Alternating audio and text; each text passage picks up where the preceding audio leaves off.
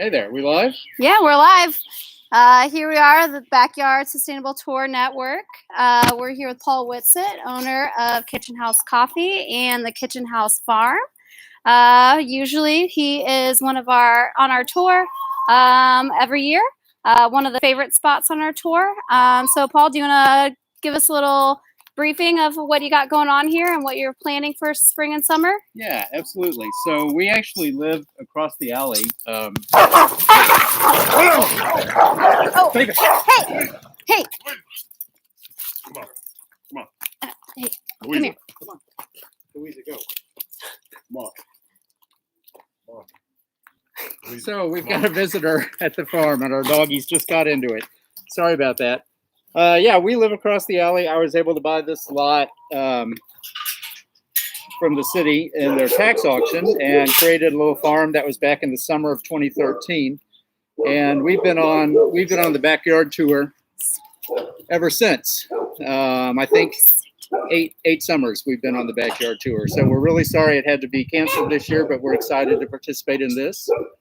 I've got about 6 chickens here at the farm, a couple of beehives, a large growing space, and I'm growing food both for our home and for the coffee shops. So usually the chickens get some table scraps this time of day, so they are waiting for that. Hey.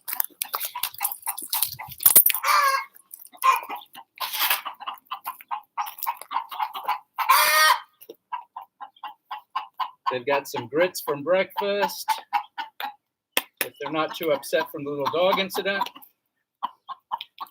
But I'll scatter this around and they'll get to it eventually. It's usually the highlight of their day.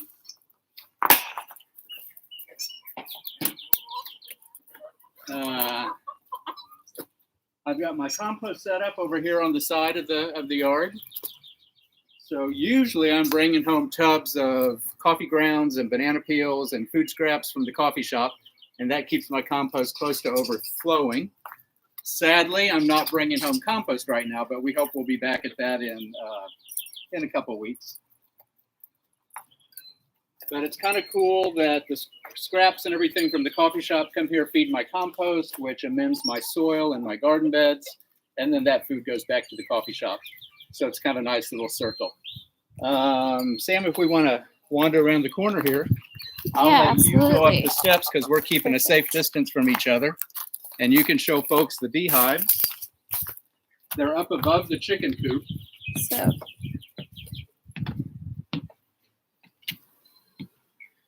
Oh yeah, they're real active. So we've got our beehives up here. And you can probably hear them. They're real happy right now. I pulled a little trick yesterday. One hive was stronger than the other, so I swapped the boxes. So when the foraging bees came in, I kind of think I evened out the populations. I've done that once before and it worked, so hopefully. Awesome. I haven't got a good look at the chicken coop. Did you already show that? You might have. Just a little bit while Simone was kind of coming out there. So we've got an outside pen and an inside pen. The girls can climb the ladder and go through the window, or when the doors are open, they just go that way. You can see where they've laid some eggs back in the corner. Of course, they completely avoid the nesting boxes I built for them. They like to lay their eggs underneath the nesting boxes. Perfect. And then what do you have growing out here so far? Or planted?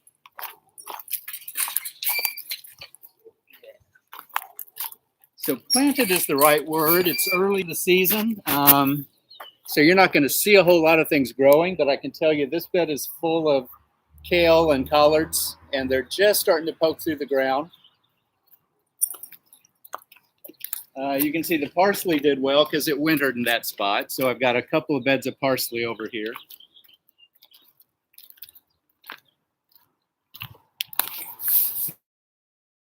Sure, I decided to do a lot of potatoes because I was at Bayer over on Hampton. They had lots of variety of seed potatoes. So I've got about 5 different kinds of potatoes, and you can see they're breaking the ground. They've been in the bed for a couple of weeks, and they're coming up. You can see kind of throughout the bed where the potatoes are starting to break through. My onions are looking pretty good for the time of year. This bed will be sweet potatoes. When sweet potato slips are available, it's a little early for that. This will be tomatoes, and I've got my tomatoes started both in this bed and transplanted into these pots. So I'll probably find some more room for tomatoes as well. I've got eggplant, peppers started in this tub, and what have I got? Over here I've got, along with the tomatoes, I've got more peppers and eggplant. And carrots are just starting to poke up in this part of the bed. The rest of this is going to be eggplant, and I forget what else. And I've got lettuces, spinach, arugula, and beets all coming up in this long bed. Perfect. And then what are you going to do with these ladders over here? So I'm going to trellis beans on those. That's a little trick that I saw in a garden down in the Carondelet area several years ago. So I did it a couple years ago and it worked well. So I actually built a new bed right here at the front. I'm going to have beans trellis up the ladder, and I'm going to do cucumbers underneath. Perfect. So it's just getting warm enough that I can get that seed in the ground. And then this is kind of cool. If you have beehives, it's good to have a watering spot for them where they can reliably find water. And this bird bath is nice because it's got a very gentle slope, and I make sure I've got rocks and sticks in here so the bees don't drown. They can get on there and get water. You can see 10 or 15 bees making use of that now. Perfect. Okay, so we kind of skipped past the herbs. I do cover my rosemary in the winter, and that usually works. It worked this year, so I've already got a nice batch of rosemary. I covered my lavender, and then we've got a lot of chives, got thyme, a nice bed of oregano over here, and I'll plant my basil in with the herbs here. And the mint I should have isolated in a pot, but I don't, so that's always a challenge to keep it from spreading into everything. So I've been digging out a lot of mint already. What do you think, Sam? That I didn't talk about. I do share a bed. The last several years, I've shared a bed with my friend Kate at City House Country Mouse. So usually she does a lot of dahlias and beautiful flowers, so it's a lot of fun to share with her. And then she's very sweet about sharing some with us at the coffee shop.